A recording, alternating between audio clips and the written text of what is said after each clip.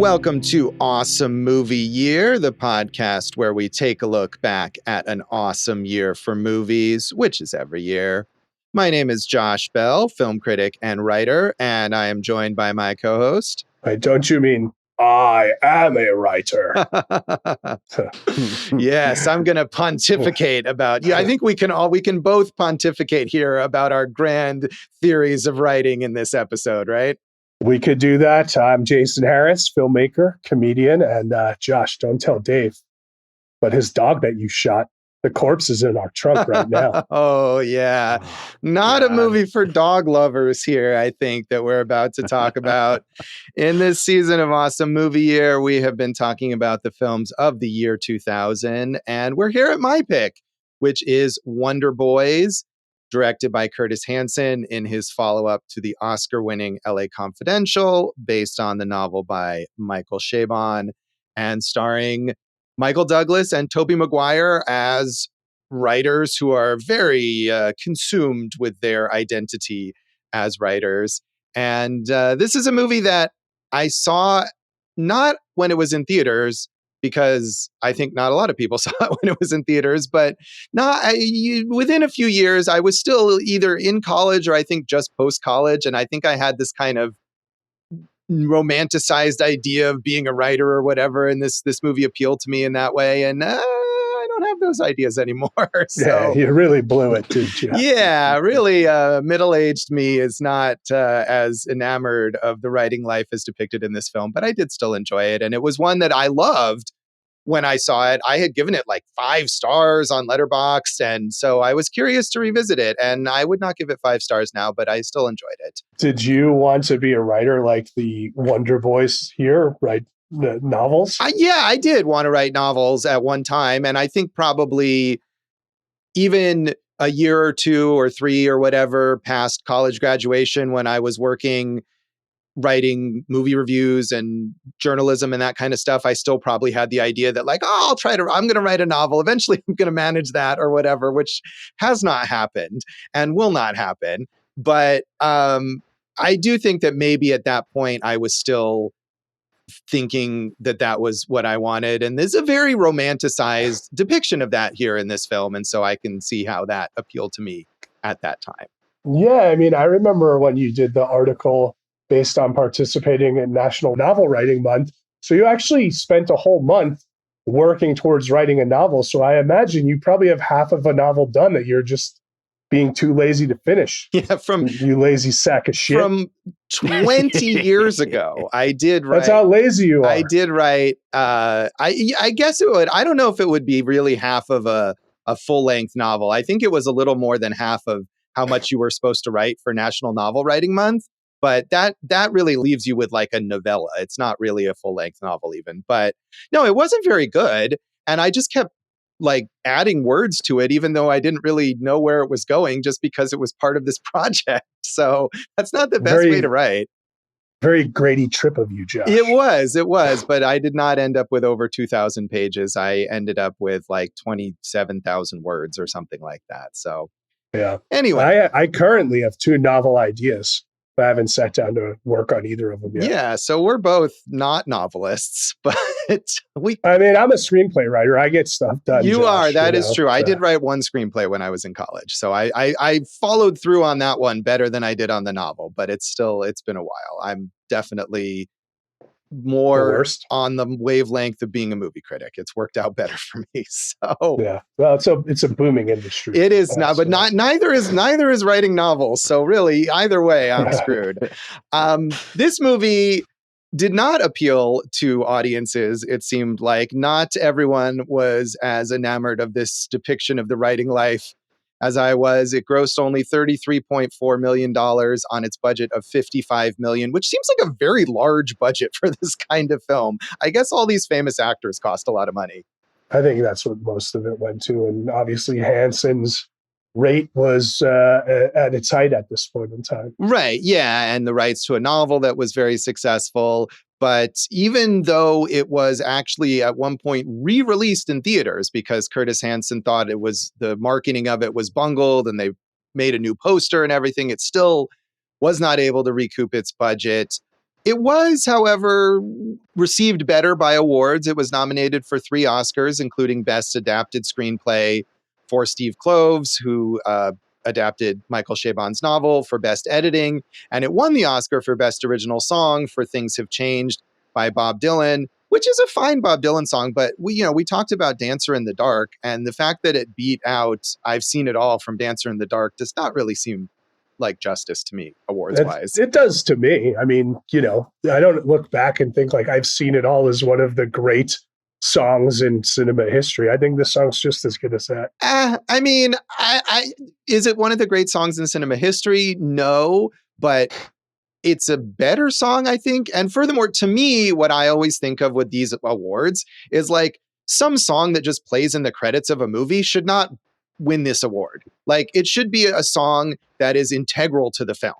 Even if it's not a musical, it should be a song that is incorporated in the film in a meaningful way, which is not the case here with this Bob Dylan song. I agree with you, but that's probably 2/3 of the best song winners you would probably eliminate at that point. Yeah, that may be true. That's a personal pet peeve of mine. But anyway, it did win that award. It was nominated for 4 Golden Globes, including Best Picture Drama and Best Actor Drama for Michael Douglas, also Best Screenplay, and it won again for that Original Song award. Do you think this is a drama? I don't think this is a drama. I think we could go through the ridiculous category fraud at the Golden Globes in great detail. Usually it's the other way around, right? They put movies in the comedy category that have like one joke. Right. So Joker, right. Best musical or comedy. Right. But I mean, I agree with you. I would categorize this more as a comedy or at least a dramedy. I mean, it is definitely meant to be funny, but it has a lot of serious moments to it.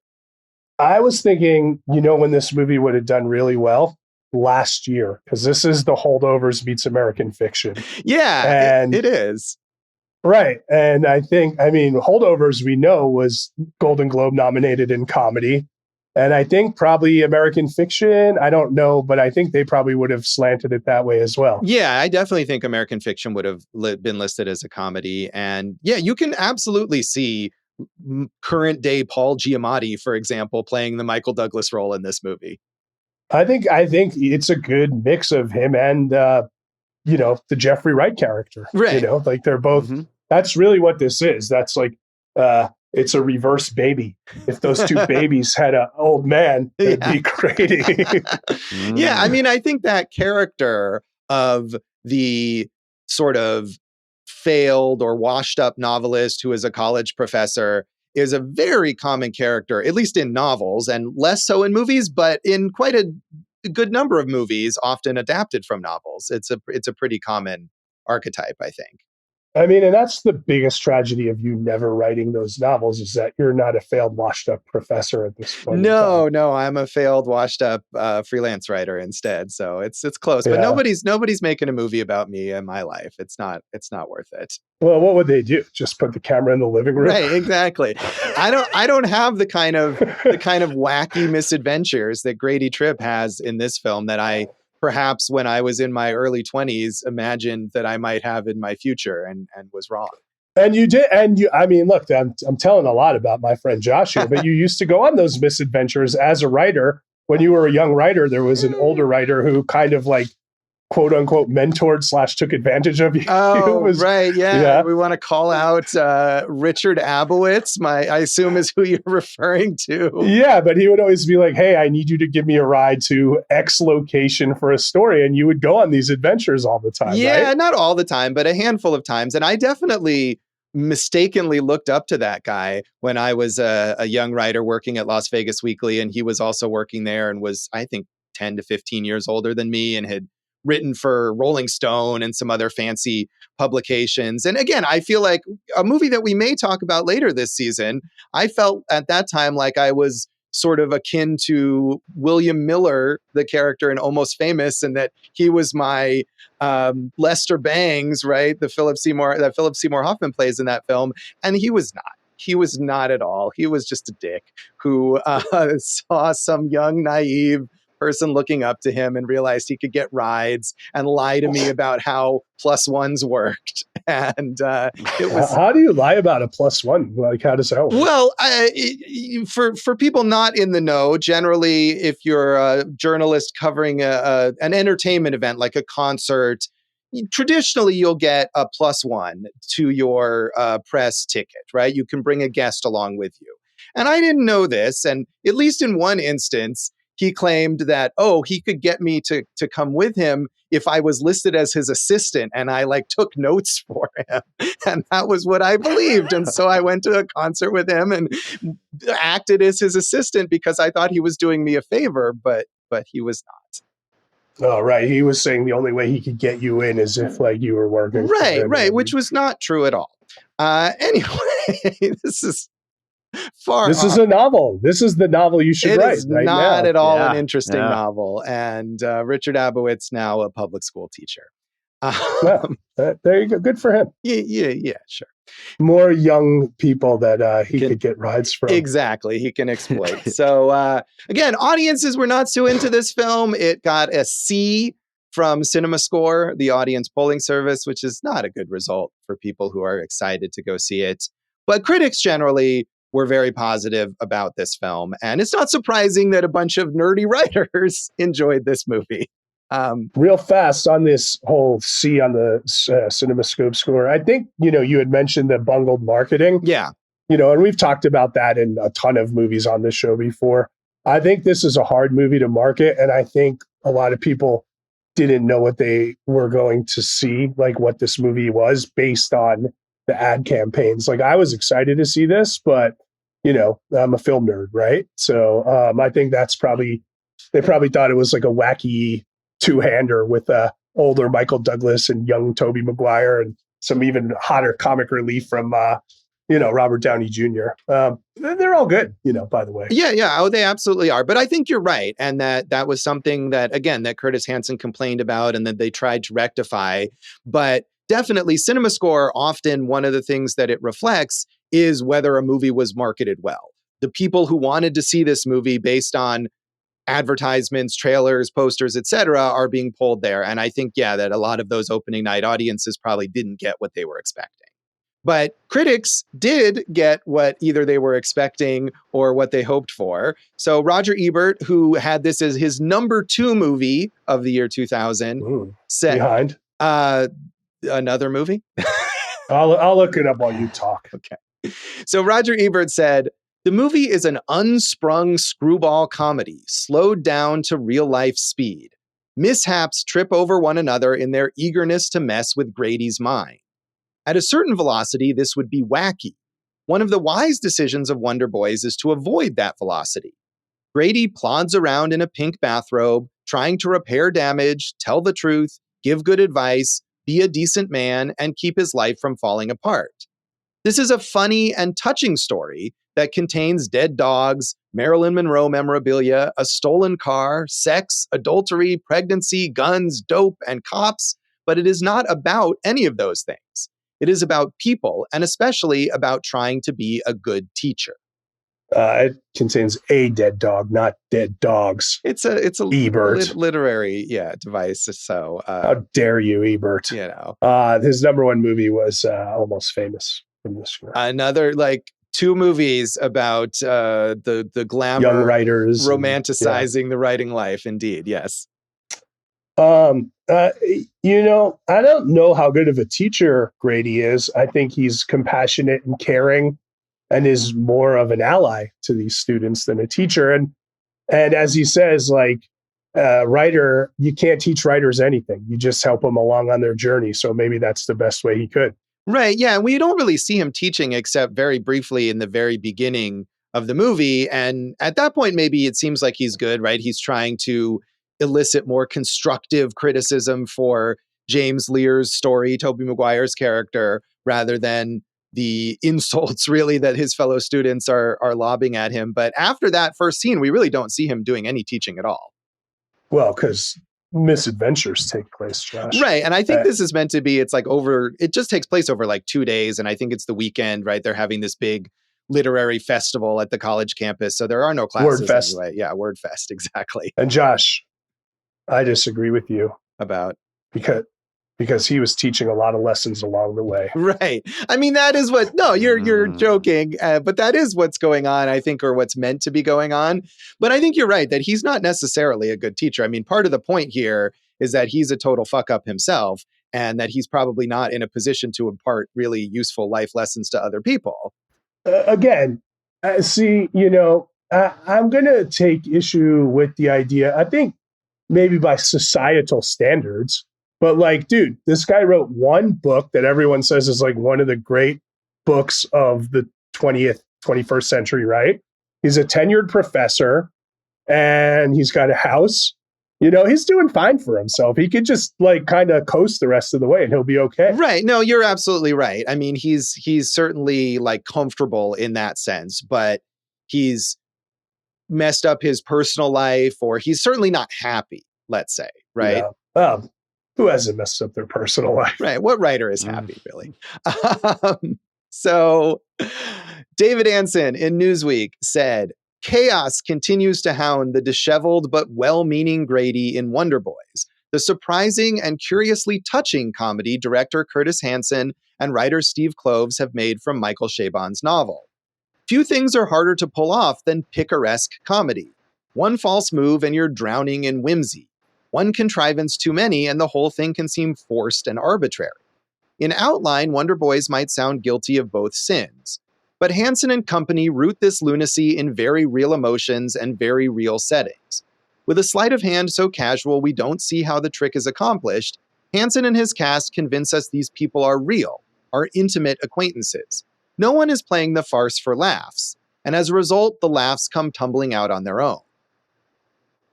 So the characters that get the short end of that stick there are the female characters, right? Certainly. Like they're not really developed. I'd say any of the three, all wonderful actresses. But I mean, Frances McDormand is as awarded as any actress ever, right? And I think she's just kind of like there. Katie Holmes is like that young ingenue who's like, oh, I like you because you're older and you wrote a book and I have a crush on you.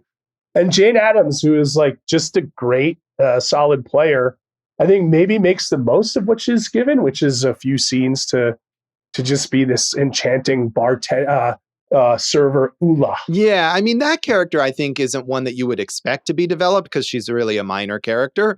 But definitely Frances McDormand and Katie Holmes, both of their characters seem crucial to the story, and yet they really don't have a lot of depth to them.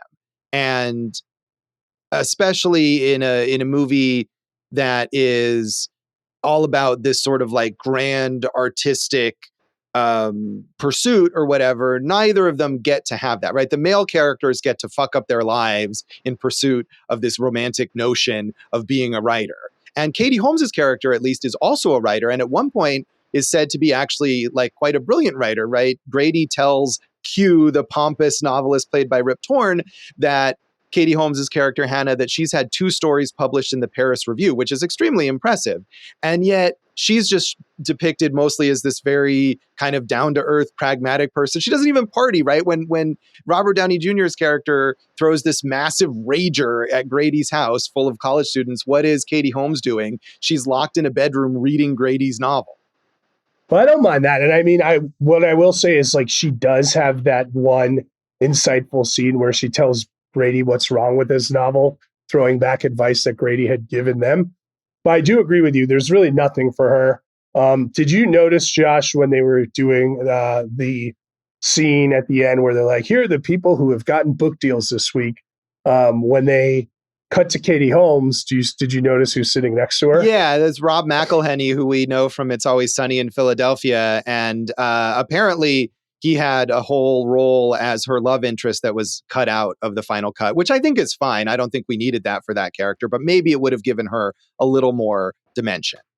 Right. And going back to what you said, though, about her being this like brilliant writer with insight, there's another scene in this movie where Michael Douglas's character is driving by the house of the dean and the dean's wife, played by McDormand, Sarah, who he impregnates, right? And he says, I've wondered a lot of times what Sarah sees in me, or more than once. And what I can tell you is like, she loves the written word, she devours it. And thankfully, I manufacture the drug she's addicted to. But we never, ever see any of that side of her, of like this, like, scholar, patron of the arts, creative force or supporter. So, like, I think, yeah, but like I said, both of those characters are short shrifted in different ways. Right. Yeah, absolutely. I mean, Frances McDormand's character, who's the chancellor of the university, notably not a professor, a chancellor, which is like an administrative position. And everything she does in this movie is all about being pragmatic. And, she says that she's pregnant, but she's very like, okay, well, here's how we can handle this. And here's what we can really do. Whereas he's giving her these grand ideas of running away together or whatever. And another thing related to what you're saying about Katie Holmes's character is that at the very end, when Grady is in his voiceover finishing up what is, I guess, his book about the events of the movie, essentially, Right. and he kind of updates us on what's happened to these people, what is Hannah doing? She's not writing a novel. She's taking a junior editor position, right? She's also become an administrator. And that's what the female characters can do in this. The male characters get to be these tortured writers, and the female characters are glorified secretaries. Interesting, because that ending, I didn't take it that way. I just took it as like, hey, you're out of college and you need a job, right? So, true, right. We don't know. Maybe she's going to write her novel in her spare time or whatever, but I thought it was telling. But I do think you're right, though, on the McDormand character, where all these guys are messing up their lives. Like, she's totally messed up her life. She's impregnated by a man that she's in love with, that she's not married to. Her husband doesn't know that she's having an affair. Like, she's putting both her personal and professional life in jeopardy. And like, and we know she can deliver, right? Wouldn't it have been great to have that Frances McDormand breakdown scene? Yeah, absolutely. And again, to go back to Almost Famous yet again, here's Frances McDormand with a supporting role in that film, but so much more emotional depth to her performance there than there is here, I think. Well, maybe later this season we'll have to get into that. Maybe we will. So, to get a little bit of negativity here, finally, A.O. Scott in the New York Times was not particularly... Hey-o. He was not a fan of this. He said, Scott, it boasts a first-rate cast, a credible literary source, and a director whose last film, L.A. Confidential, showed a prodigious ability to capture both the headlong rhythms of a complex plot and the particularities of a motley assortment of characters. With so much going for it, how could the movie be such a dud? There's no shortage of screwball material. A dead dog, an errant tuba, and a very tall drag queen, for starters. But Mr. Hanson, perhaps aiming for wry understatement, has smothered whatever antic rhythm the story might have had. Wonder Boys is like a George Cukor movie with a bad head cold. Slow, muffled, and vague. Well, if you're wondering why I sound slow, muffled, and vague today, I have a sinus infection and head cold as we're recording, but I don't agree with any of the other aspects of it. I don't think this was understated. I think the comedy works. Like, I do think it's particular, and I can see people just being like, yeah, it wasn't for me. But, I watched it last week, and then I had some work to do this morning. So I just put it on in the background. And like, that's like maybe one of the great compliments I can give this movie is like, you can watch it really, really, kind of with full concentration, or you could just put it on and enjoy it while you're doing other things. Yeah, that is a good compliment. And I don't understand why Scott here seems to think that he wants it to be wackier. Like, to me, I agree with those other reviewers who say that the strength of it is that it's not wacky, that if it was tipped over into this kind of screwball territory or sitcom territory, it would be really grating. And it's not that. It's not understated either, but it's balanced right in the middle in an effective way. Right. You're never at like, well, no, this couldn't happen. Right, exactly. I mean, maybe it wouldn't all happen within this tight time frame, but these are definitely believable, if ridiculous scenarios. So, like I said, I saw this. I don't remember exactly when, but probably right in my immediate post-college years, and loved it. And I rewatched it, I guess, in 2010. I'm not sure why, according to Letterboxd, which often is a good catalog for me saying, I never saw this movie. Oh, wait, I guess I did. And I gave it 5 stars then. And, so sometime in the last decade and a half, all of my romanticized notions of writing have fallen away. I've become dead inside, and it didn't quite do as much for me this time, but I still enjoyed it. I'm glad I picked it. So did you see this in theaters, Jason? I think I saw it in theaters. If not, I saw it around the same time you did, like right out of college. But I think I did. I mean, it was definitely something I wanted to see. I haven't seen it since then.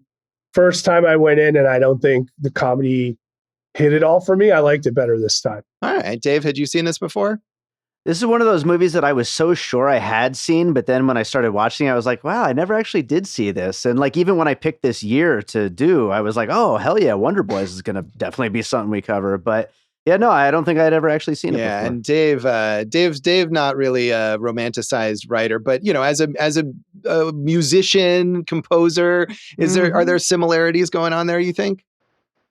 Absolutely, and I too am dead inside and don't really want to succeed anymore. I was going to ask Dave, did you when you put it in, did you say Wonder Boy, rig-a-goo goo, rig-a-goo goo? Yes, absolutely. Tenacious D song, Josh. All right. Yeah. So Jack Black maybe could play Grady Tripp nowadays. That would be an interesting version, I think. Yeah, we're all on that Jack Black train, bro. Yeah. So anything else about the background of this film you want to mention, Jason? Well, we were talking about how hard it is to kind of grab the essence of it or whatnot, right? There's a quote from Curtis Hanson I found. The very things that made Michael and I want to do the movie so badly were the reasons it was so tricky to market. Since films go out on so many screens at once, there's a need for instant appeal, but Wonder Boys isn't easily reducible to a single image or a catchy ad line. Yeah, that's true. And it does make sense that maybe this wasn't able to reach an audience immediately. And despite your comparison to the holdovers in American Fiction, which were both theatrical releases, this still also feels like the kind of thing that would maybe be like a streaming release if it was done now. And if they could have done it on a slightly smaller budget, probably would have succeeded and found the right audience if it was that. Wonder Boys 2 coming next year to the Roku channel. I hope not. So we'll come back and talk more of our general thoughts on Wonder Boys.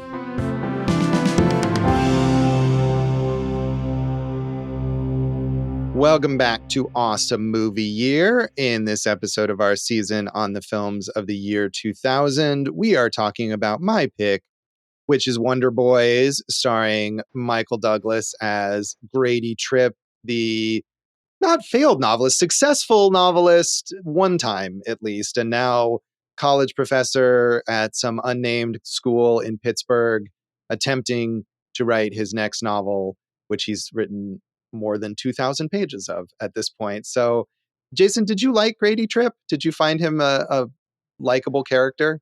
Yeah, he's the best part of the movie. Michael Douglas is great, Right. So. Well, Michael Douglas is great, but I guess is Grady himself sympathetic? What's not to like about him? I mean, he takes care of his students, right? Like, he's trying. I mean, he's self-deprecating. He's intelligent. He kind of it doesn't really care what other people think about him at this point. Like, what's not to like about this guy? No, I'm not necessarily saying that I don't like him, but I do think that in the wrong hands, and I think part of the reason that he is likable is because Michael Douglas is really good in this role, but that he could come off as kind of smug and insufferable because he has so much. As you were saying earlier, he really has a lot in his life, and yet he still is this sort of like miserable, self-destructive kind of guy. And I think that kind of character can easily be grating, and he's not. And I think a lot of the characters in this film could come off that way in the wrong hands, and that the performances really make it so that we don't dislike these people, even though if we met them in real life, we probably would. Here's Josh, you just said something that is interesting to me because of all the terms you picked to use. You picked these terms on this episode. Back in the day, as you know, I made a short film called Sally Pepper's Neighborhood Detective, and the reviewer for City Life out here called it smug and insufferable. And you literally just use those two words to describe this guy. And I'm like, what kind of writer mind meld are you doing right now, Josh? So. Well, I mean, I think that is something that is, I don't agree with that assessment of your film, which of course was the Wonder Boys of Las Vegas short films. But as I said to that writer, like, I understand if you didn't like it, but insufferable, you easily suffered through it. Come on, give me a break. It was only like 20 minutes long. Yeah, so.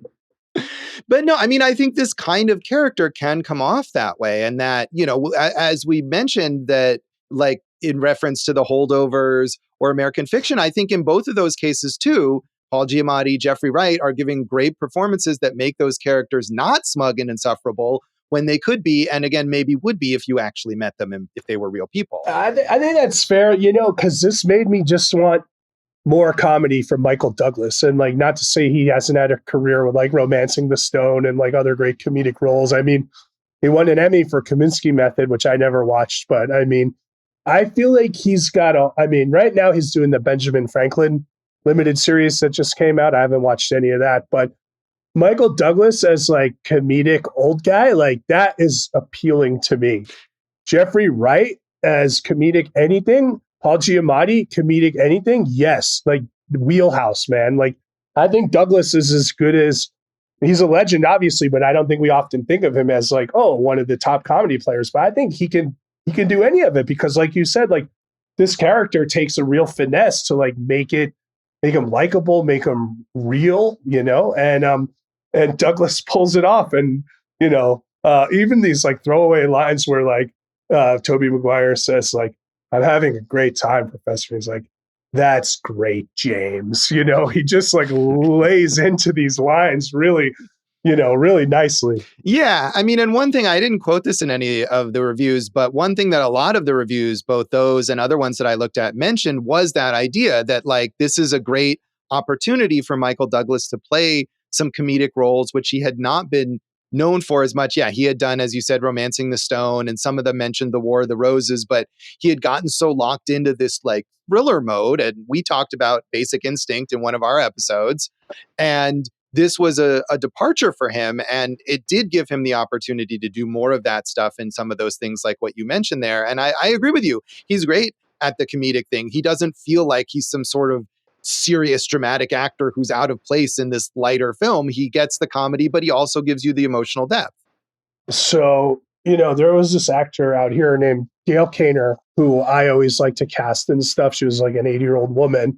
And she always told me that like, oh, no one ever cast me in comedy. You're the only one who cast me in comedy. No one thinks I'm funny. And I'm like, that's just misguided and ridiculous, because what makes you so funny is you're not playing the joke. You're playing the honesty of the scene, and you're so brilliant about it. Like that's what makes it so wonderful. And I think Michael Douglas is the same way my old acting teacher, Joe Bernard, the same way you give them the text and like they're able to take it up that next level because of how honest they play it. And like, that's what I really enjoyed about his performance is like on the page, this is probably like, oh, this is fun. This is a nice read, but he brings another level to it because of, you believe everything that he's doing. Yeah, I mean, and that's what David Ansen said in that review. And I think that is important, that these people don't come off as caricatures, even when they're doing ridiculous things. And that goes for the other characters too.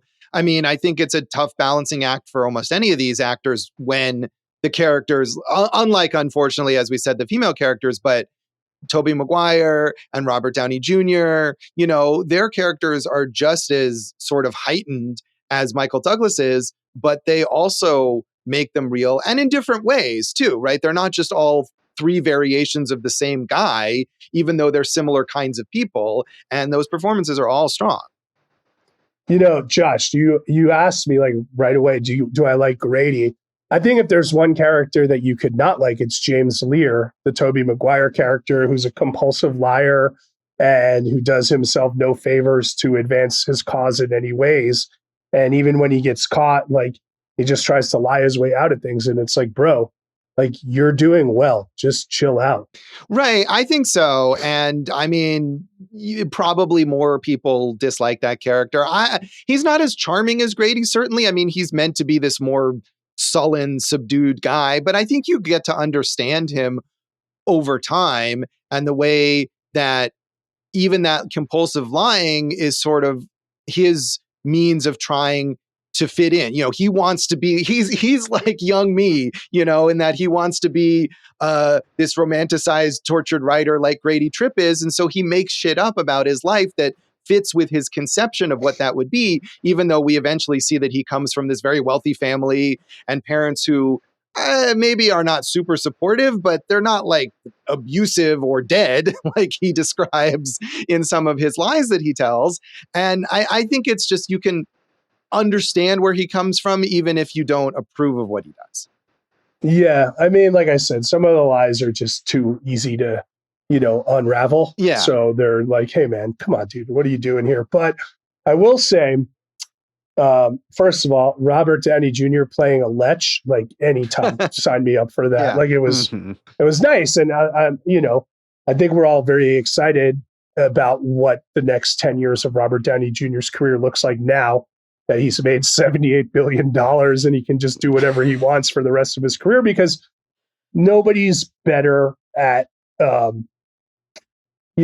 leading man character work, I'd say, than him. So I want to see the rest of that. It did make me also miss Katie Holmes. At this time, she was in a lot of movies and she's always good in everything. And it's like, I think she pops up now and again, but I do think, like, because of the Tom Cruise marriage or this or that, like, she never maybe got her due. And I think she's always, besides being a teenage crush, like, we love her. She's a really good actress. She is. And yeah, all that tabloid stuff unfortunately kind of overshadowed her acting career, but she is really good. I mean, and that's one of the reasons, Frances McDormand obviously is a legend, but Katie Holmes also really good. And one of the reasons why you watch this movie and are frustrated that those female characters don't have more to do or don't have more depth to them. But I think she brings everything that she can to that character. And you mentioned that one great scene that she has where she gives her honest assessment to Grady about his novel. And you get the sense of her as like, she's a really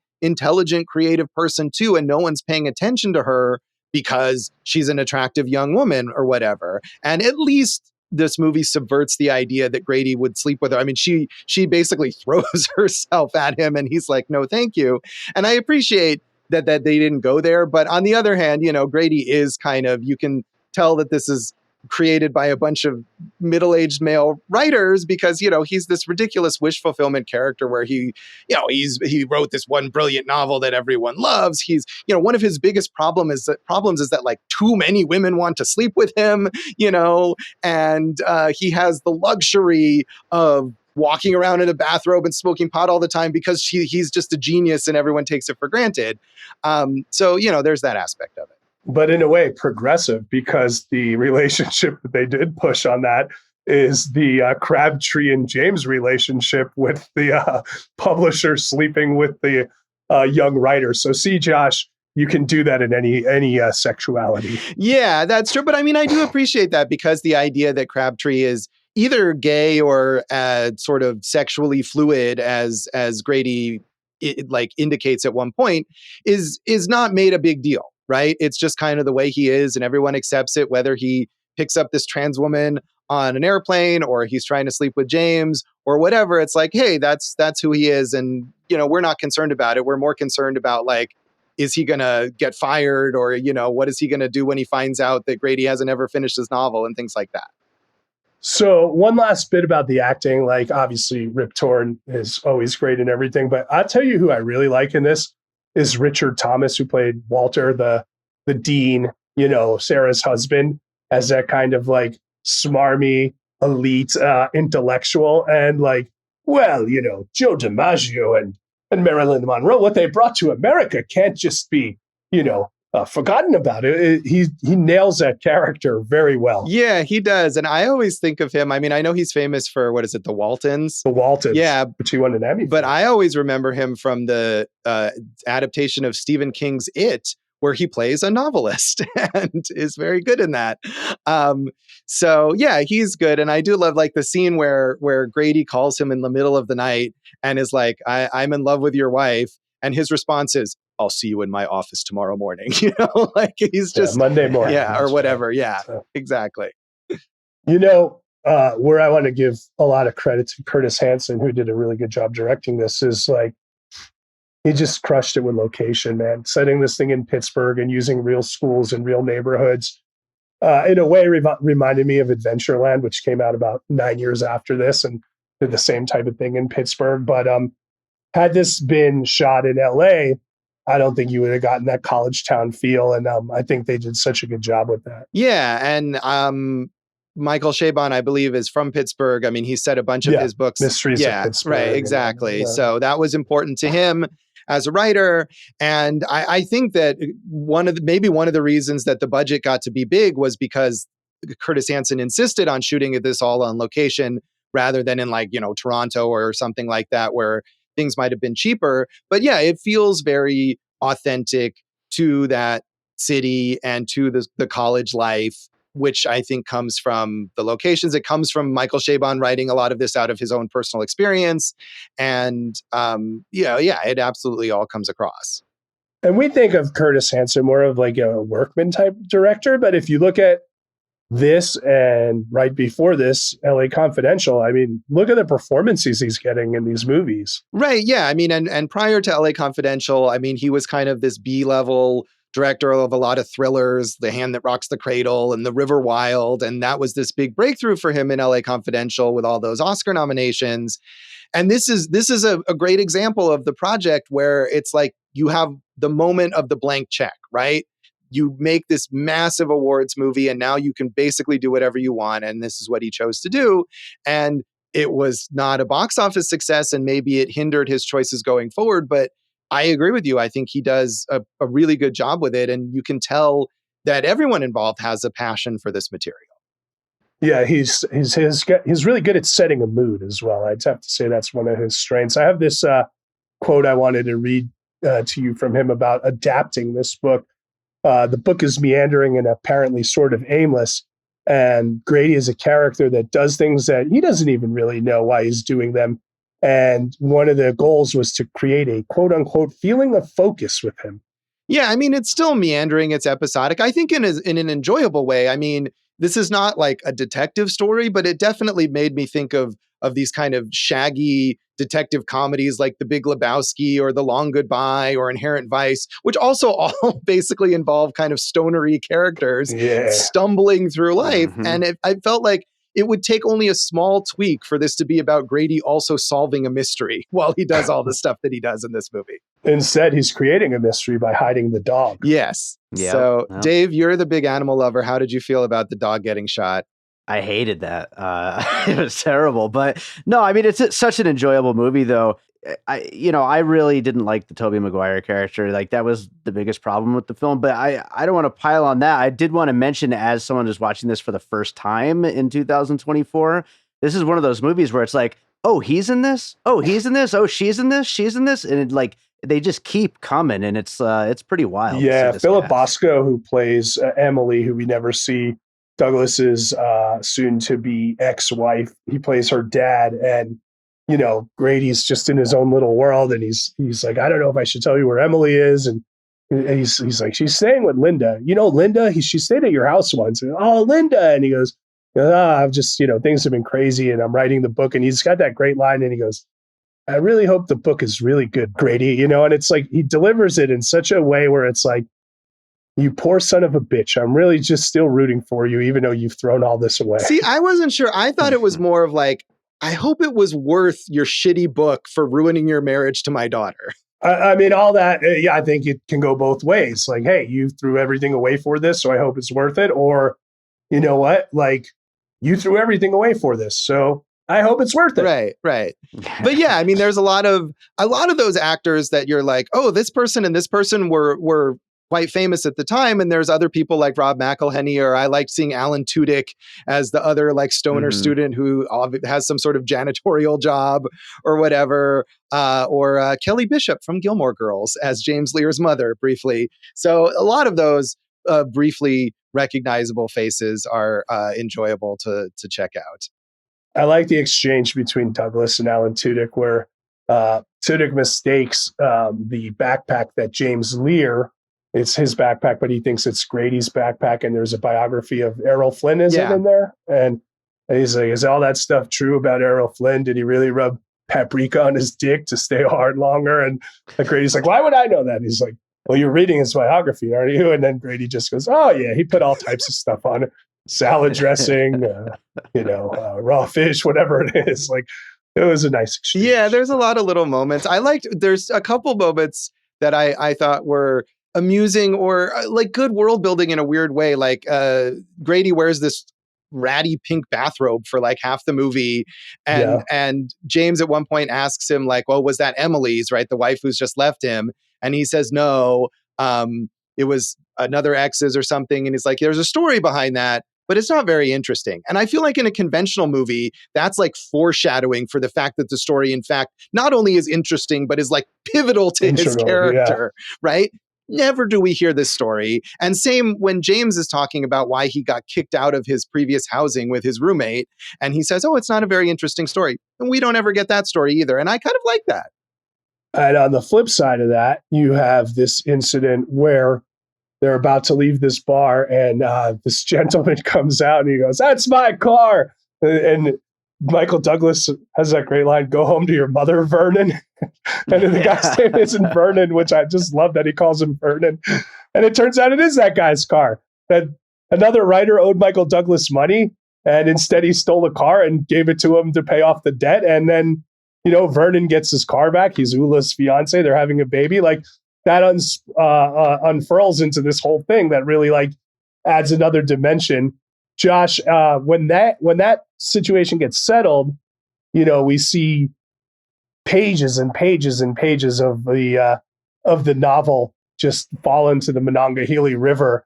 That was hurtful, wasn't it? As a writer, just seeing all this work go away. Well, right. I mean, I think it's meant to be this moment of severe pain for Grady, but of course, it's also a liberating moment because we know that this book has been holding him back, and there's no indication really that it's good or that he's written 2,000 pages of usable material for this book. So having that happen is a blessing for him. But yeah, it is painful to think of that. You know, we no longer really have that specific kind of thing. I don't think very many writers are writing their novels on typewriters on physical paper with only one copy. But, you know, catastrophic computer failures and accidental deletions and things like that still happen. And it is horrifying to think of. That character, that Vernon, who we never find out what his actual name is. They call him that because Grady and Krabs have this little game where they make up funny backstories for people they see in public places, and they use that as their name for him. That actor, Richard Knox, is like some sort of, he doesn't have basically any other acting credits before or after this. I was trying to figure out who the hell is this guy, and I didn't find anything. But you know, that's a bummer. Maybe maybe I didn't look hard enough, but he is fascinating. And that whole situation is very Lebowski, Coen Brothers-esque with the whole like side subplot about the car. We never even meet the person who gave Grady the car. And like, how did he even end up in this situation where this guy owed him money? Like what for? And why did he accept an old weird car instead of the money? Like all this stuff like that bathrobe that's just unsaid in the back. Yeah, good stuff. Lastly, I just wanted to say, big time soundtrack here. A lot of good music. Dylan. Oh, yeah. I think there's some John Lennon, a great Leonard Cohen song in there. So just really good stuff all the way through. Yeah, I wanted to say as a graduate of Amherst College that they misrepresented Amherst in this film, that at the party early in the film for the reception for all the authors, there's some guy who says to Grady that he's a professor at Amherst. And first of all, he pronounces it wrong. And then he says that he used... How does he pronounce? He says Amherst, and you're not supposed to pronounce the H. And then he says that he's used Grady's novel in his graduate seminar, and there's no graduate school at Amherst. So I had to... Do you think it could just be a different school called Amherst where they do have a graduate seminar? That's not possible, but we'll say that to give them credit for it. Josh, what do you think the higher ups of Amherst think of how you've turned out? Hey, I as a writer, I am a regular contributor to the Amherst College Alumni Magazine, so they pay me money. That's all I really care about as far as what they think of me. Nice. You did it. I did. Boston University just kept asking for my money. Well, they ask for money too, but they give me more than I give them, so it works out okay. Good work. Thank you. Nice. One other weird detail that I wanted to mention about this film, I don't know how you guys watch this, but I watched the DVD, and as I put on the DVD, the first thing is this disclaimer that says this film has been edited for content. And I thought, oh no, did I accidentally somehow get some sort of like sanitized PG-13 like TV cut of this film or something? And so I stopped it before I was watching, and I went and looked it up online. And what it is that in a scene early on where one of James's weird things is that he knows every celebrity who's committed suicide and how they did it, that apparently in the original cut, presumably in the theatrical cut, one of the people on that list is Alan Ladd. And presumably the estate or family of Alan Ladd maybe threatened some sort of lawsuit because his death was officially ruled accidental. And so they removed the line about Alan Ladd, and that's what's been edited. I wonder if it was his son, who was also a very well-known and incredibly successful studio executive. Yeah, it could be. I mean, it was hard to find the specific information. It wasn't on like the Wikipedia for this. I found it in some review of the original DVD release that mentioned it. So I don't know the full story, but I thought that was kind of interesting. That is, Josh. Should we rate this thing? Yeah. Do you want to rate it out of 5 dead dogs? I was going to say unfinished novels, but that works too. That works too. Either one. I will go 3.5 unfinished novels, Josh. I like this movie. It's fun. Yeah. It's great. I like it too. I'm going to give it 3.5, which is a big downgrade from 5, but it's still enjoyable. What happened to you, man? What happened? Where did you go? It's still enjoyable. I do think a lot of the sort of blatant wish fulfillment was more apparent to me here, and it was no longer my personal wish fulfillment. So it was not as, I wasn't as enamored of it, but it's still good. I don't want to I would still recommend it. It's still very entertaining. 3.5 dead dogs from me. Dave, how do you want to rate this?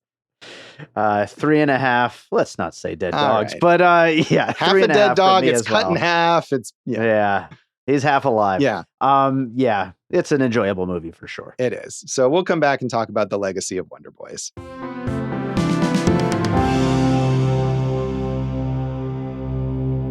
Welcome back to Awesome Movie Year. In this episode of our season on the films of the year 2000, we have been talking about my pick, Wonder Boys, and the legacy of this film in terms of the acting careers of a lot of these people. We've talked about a lot of these actors before.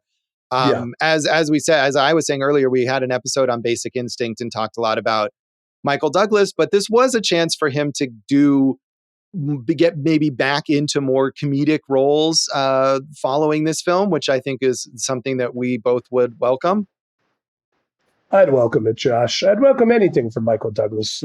He's about 80 right now. Run it out, baby. Whatever you want to do. Yeah, I mean, I do enjoy seeing him and whatever. I liked recently how he said I think he's trying to get out of the Marvel universe and he wanted them to kill him off in the Ant-Man movies. He's not the only one. I mean, really, they're on a real slope of actors just trashing them right now. Yeah. He is great in those first 2 Ant-Man movies, though. He is. Yeah, everyone in that third one is a little lost. But I want to say, Jason or Dave, I don't know if you guys have seen the Michael Douglas movie Solitary Man, which is a very similar film to this. He plays the similar kind of character. Have either of you guys seen this from, I think, 2009? No. Yeah, Does it use the Neil Diamond song? I don't think so. And it's been a while since I saw it, but I really liked it at the time. And he plays a less likable version, let's say, of a Grady Tripp kind of character. And he's not a professor, but he's this kind of self-destructive older man who's decided to try to recapture his youth. And he goes on a college visit with his girlfriend's niece, I think it is. Niece or daughter, or maybe daughter actually. And he mentors a young student played by Jesse Eisenberg here instead of Tobey Maguire.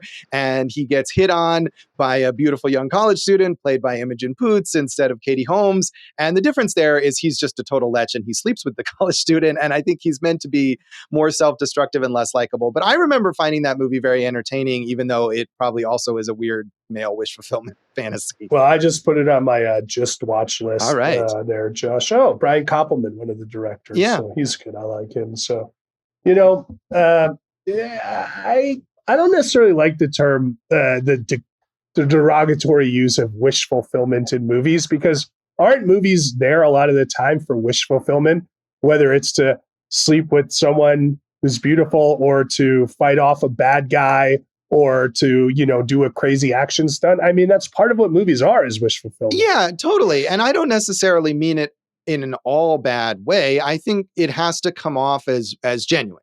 And I think that's something that Wonder Boys does successfully for the most part, that even if you can see this as like the fantasy of these, middle-aged male creators or whatever, it feels true to the characters that they've created, and those performances, as we've said, go a long way towards it. And I think when it feels phony is when you are more, it's more bothersome that it's that kind of wish fulfillment. And that could apply to other genres too, to like an action thing or whatever, like you mentioned. So it's not always bad, but I think if that's all you can see and they haven't given you more, then it is bad. I would agree with that. Good work, Josh. Thank you. Good work. We talked about Tobey Maguire in our Spider-Man 3 episode. And of course, the Spider-Man movies came after this, and that was his, not that he wasn't famous, but it rise to even bigger stardom. Was in a lot of major films for a long time, on Seabiscuit, The Great Gatsby, and he's kind of semi-retired from acting for a while. He came back to play Spider-Man again in Spider-Man No Way Home. But other than that, really the only thing he's done in the last decade, I think, was to play a very misguided role in Damien Chazelle's Babylon. So I'm not sure if he's got more things lined up or if he's still hanging back and working mostly as a producer. But as much as I hated him in Babylon, I'm still happy to see him in another film. I mean, most importantly, as you might remember, I took him out on the basketball court many years ago. I'm sure I told that story in the Spider-Man 3 episode, but I took him inside and he couldn't handle this meat, buddy. How do you think you would do against current Tobey Maguire in your current state? Well, I'm still taller than him. I mean, he's probably got a worse back and I have way worse knees. So I don't think I would do great, but I think I could still at least show myself as respectable. But I'm past the point of where I could just take Tobey Maguire and who was E from Entourage. What was his name? Kevin, whatever his name was. Kevin Connolly? Yeah, I can't dominate the whatever those guys in the Pussy Brigade or whatever they call themselves anymore. So exactly, yeah. And how would you do against Tobey Maguire in a poker game? He'd beat me very badly, but they didn't make a movie about me talking crap to Molly in those poker games, so I'm feeling pretty good about that. Yeah, you were never played by Michael Cera in a movie. So in any movie, sadly, Josh. Yeah. I think we talked about Frances McDormand in our Lone Star episode. She has a small role in that, so we may have kind of glossed over her, but obviously she's amazing. 8 Oscar nominations, won 3 times for Fargo, 3 Billboards Outside Ebbing, Missouri, and Nomadland. Also won an Oscar for Nomadland as its producer. Great work with the Coen brothers, of course. Just brilliant all around.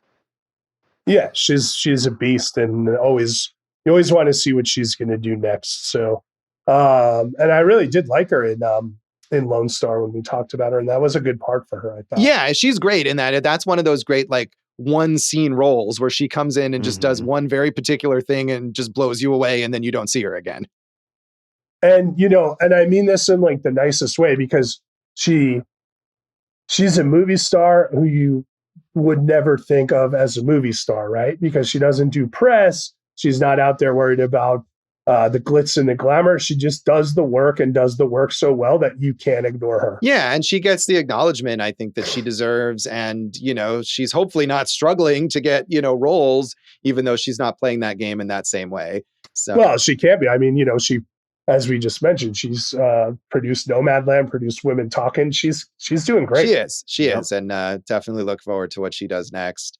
Robert Downey Jr., this was kind of a comeback thing for him. He was in the midst of his drug problems, and Curtis Hanson had to fight for casting him in this film. And even though it wasn't a huge box office success, I think it probably did a good amount to show that, hey, he could show up and give a good performance and be in a film.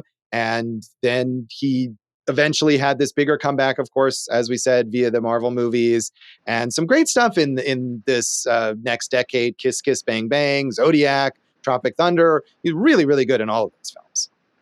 I agree. I started watching The Sympathizer, which we've talked about on this show, as a project where he's like a CIA operative dealing with a double agent in Vietnam. He is in pre-production on Sherlock Holmes 3. Dave, you'll be excited about that. Is that really but happening? Here's one that I think's already done, Josh, if you think that sounds bad. The Jamie Foxx directorial debut, All-Star Weekend, two buddies form a rivalry over their favorite American basketball player. Like, that's not even a plot summary. That's like a conversation. Yeah, I mean, as you said, he has so much money from doing Marvel movies, and he basically did nothing but Marvel movies for like a decade or more, that he can do whatever he wants, and whatever he wants has not been a whole lot since then, or it's been garbage like What That Sounds Like or Doolittle. But he won that Oscar for Oppenheimer, and hopefully that means he'll take on some more serious roles. I mean, The Sympathizer is a meaty role that he's playing. Yeah, well, he plays like, doesn't he play like 4 different characters in that? Well, I'm only halfway through the first episode. Oh, okay. So, I'm pretty sure he plays multiple characters. So far, he's only played one. Yeah, I think he plays multiple characters in that. So, I mean, that's Park Chan-wook, who we all love on this show, but that is a show that takes a lot of concentration to watch. Yeah, I'm sure. And I mean, hopefully he'll take some of those bigger swings because he doesn't need the money. He doesn't need the prestige. He can just do something that seems interesting to him. So we'll see. Yeah, when I think of that Jamie Foxx thing, I think it's because they became friends on that movie. You remember that movie where like Jamie Foxx is a homeless violinist? Yeah. Robert Downey Jr. is going to write about him. Speaking of writer movies. Yeah, The Soloist. Yeah, that is disappointing. And Joe Wright, the director of that, who's done some really great stuff. And that is not one of the great things that he's done. No, definitely not. No good. Katie Holmes, as you said, kind of never had the big movie career that it seemed like she could have after Dawson's Creek. She was in Batman Begins, but then she got recast by Maggie Gyllenhaal for the later Batman Christopher Nolan movies. Pieces of April was probably her most acclaimed kind of indie drama role from this period, which I hate that movie. But I didn't dislike it, but of course I'm rooting for her because she was my co-star in Go. Yes, of course. Go. Now available on the Criterion channel. Jason hitting the big time there. She has, in recent years, written and directed a couple of films that I haven't seen, very small films, but still, I mean, hopefully that means she's getting herself into projects that she has passion about and she's able to just work on an artistic level without all of those distractions of that huge tabloid era. I saw this project. It doesn't have a title, but it sounds like it would be a really good project for her. FBI Special Agent Hazel Otis looks to rebuild her career after an affair damages her professional reputation. Like, there's a lot of different meat there, both professionally and personally, that she could play and really push forward with. Yeah, I'd love to see a big comeback role for her, and people really appreciate her talents because I think they're there. Curtis Hanson, as we said, this was kind of his big swing project. It didn't really work out commercially the way he might have hoped for, and he didn't make a whole lot more movies after this. He did have a big success directing 8 Mile, the Eminem kind of biopic or fictionalized biopic, also made In Her Shoes and Lucky You, which is a famous, massive failure that I think we almost did as our flop episode for whatever year that was. Also a set in Vegas movie. And his last film, a surfing drama called Chasing Mavericks, that unfortunately he couldn't even finish due to his poor health, and was directed by Michael Apted to finish it up. He died in 2016. So it seems like there was some, unrealized potential for him after this. Probably worse than that is ill health and dying. Right. Yes, of course. But I'm saying that it's sad that was what happened to him, and he wasn't able to do more work, right? He wasn't able to create more films. I agree. He was only 71 when he died, so it's not that old, Josh. If we ever do 2002, even though adaptation will, of course, be my pick, 8 Mile will be the runner-up, just so you guys know. Oh, it's so cheesy. It's awesome. Come on. Palms are sweaty. Mom's spaghetti.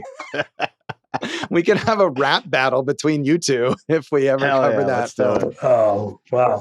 I've taken on professional rappers before. Let's go. Yeah. Steve Kloves, the screenwriter here, had a weird career following this. Basically all Harry Potter all the time. That's basically all. Well, he had retired for 7 years and then came back to write. Was it this? He came back to write? Yeah, right? yeah. I mean, and this was his project that he brought to Curtis Hanson, and he was originally going to direct until Curtis Hanson came on board. So it seemed like he had the passion for this. And I guess maybe he had the passion for Harry Potter too. It just is a weird list of credits that he has, which is just all that stuff, basically. The movie to watch is Fabulous Baker Boys, which he also directed and wrote. So go watch that movie. It's really good. is working on an adaptation of T.J. Newman's novel, Drowning, The Rescue of Flight 1421, which has been out 16 times in the last 2 years, of a movie about a plane that goes underwater but gets trapped in like an air pocket. So people are trying to survive in the plane underwater. Yeah, I've seen The Fabulous Baker Boys, I think, but I don't really remember it. And that plane movie doesn't sound very promising. But hopefully I'm sure he made a shit ton of money from the Harry Potter movies. So hopefully he's just happily enjoying that. Yeah, Harry Potter. Quick plug. Yeah. I mean, the last person I wanted to mention is Michael Chabon, who wasn't involved in... We talked about, remember when? Yeah, your favorite film and mine, John Carter. Hell yeah. Right, he did a draft on that. Yeah, I mean, he, at this point, hadn't been a screenwriter. He didn't, work on this as a writer. And there's one other adaptation of his novels, The Mystery of Pittsburgh, was made after this, but he also didn't work on that. But he did eventually get into screenwriting, first with Spider-Man 2 with Tobey Maguire, and then later with John Carter. And I have appreciated some of his work on Star Trek. He was the co-creator of Star Trek Picard, although his show got better when he left, honestly. So I don't know if his screenwriting career has been huge, but he continues as a novelist, highly acclaimed. His last book, I think, in 2016, but I'm sure, like Grady, he's probably working on something right now. He co-wrote 9 songs for Mark Ronson's album Uptown Special. That's weird. But not Uptown, Funk You Up, Uptown. I think his books, they all sound interesting to me. I want to read some of them. Yeah, I read The Adventures of Cavalier and Clay, which is probably his most... Yeah, he won a Pulitzer. Yeah, his most acclaimed, well-known book, and I think something that they've tried various times to make into a film. It's a sort of fictionalized version of the lives of the creators of Superman, and I'm a big comic book fan, so I did really enjoy that. I haven't read anything else. I'm curious about The Yiddish Policeman's Union, which is this sort of alternate history, sci-fi-ish novel that at one time was going to be adapted by the Coen brothers, and seems like something that would be pretty fascinating. Yeah. So, but yeah, I enjoyed Cavalier and Clay, definitely. Thanks, Josh. Thank you, Jason. Do you want to add anything else about the legacy of this film?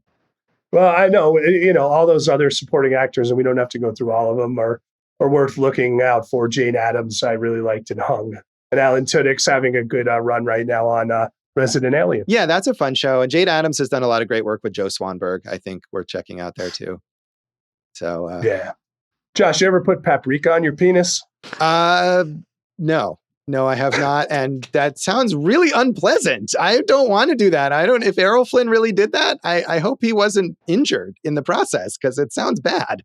Or that he didn't injure his partner in doing that. Did he use other spices too? I feel like any spices are not meant for that region. On that note, that's Wonder Boys, and that's this episode of Awesome Movie Year. You can, follow our tortured writings online and on social media. They're not that tortured. We barely put any effort into anything. I'm Jason Harris Comedy, or Jay Harris Comedy on all the socials. Also, Eat This Comedy's back. That's a good thing. We are awesomemovieyear.com. Awesome Movie Year on Facebook and Instagram. Awesome Movie Pod on Blech. Yeah, that's I think it's how it's pronounced actually now. You can find some old stuff from me at joshbellhateseverything.com. I am at Josh Bell Hates Everything on Facebook, at Signal Bleed on that Blech platform, X, Twitter, as well as on Blue Sky and on Letterboxd. And if you're on Letterboxd and you watch one of the movies that we talk about, tag your review Awesome Movie Year. We'd love to know what you think about any of the movies we cover on this show. And you can listen to our producer David Rosen's awesome podcast, Piecing It Together. Check out Piecing It Together wherever you listen to podcasts. Follow us on social media at Piecing Pod. And don't forget to join our Facebook group, Popcorn and Puzzle Pieces. Full of tortured writers. And Josh. Yeah, definitely. Yes. While we recorded this episode, Dave recorded 4 episodes of Piecing It Together at the same time. Right. It's a podcasting machine over there. Jason, what do we have in our next episode? We're going to the foreign film, and maybe a foreign film, but one that clearly broke through in the mainstream to the hearts and minds of many Americans and people all over the world. It's Ang Lee's Crouching Tiger, Hidden Dragon. Tune in next time for Crouching Tiger, Hidden Dragon. And thanks for listening to Awesome Movie Year. Thank you for listening to Awesome Movie Year. Make sure to follow Awesome Movie Year on Facebook, at Awesome Movie Pod on Twitter, and at Awesome Movie Year on Instagram. And if you like the show, review us and rate us with 5 stars on Apple Podcasts.